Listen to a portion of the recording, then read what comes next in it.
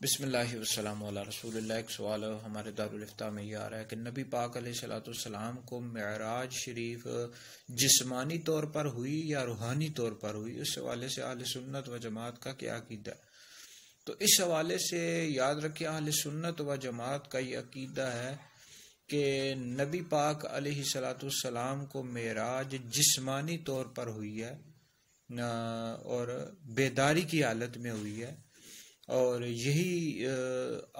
قرآن پاک کی آیت سے بھی ثابت ہے، اور اسی طرح کثیر احادیث مبارکہ، صحیح احادیث مبارکہ، اس طرح جمہور صحابہ، تابعین، فقہا کا یہی موقف ہے، یہی عقیدہ ہے کہ نبی پاک علیہ الصلوۃ والسلام کو معراج جسمانی طور پر اور بیداری کی حالت میں ہوئی۔ اور یہ جو قرآن مجید کی آیت مبارکہ ہے، سبحان الذی اسریٰ بعبدہ، اس کے تحت مفسرین نے لکھا ہے، آپ تفسیر خازن کو پڑھ لیں، جلالین کو پڑھ لیں، اور دیگر جو تفاسیر کی کتابیں، اس میں یہ لکھا ہوا ہے کہ نبی پاک علیہ الصلوۃ والسلام کو معراج جسمانی طور پر ہوئی اور بیداری کی حالت میں ہوئی ہے۔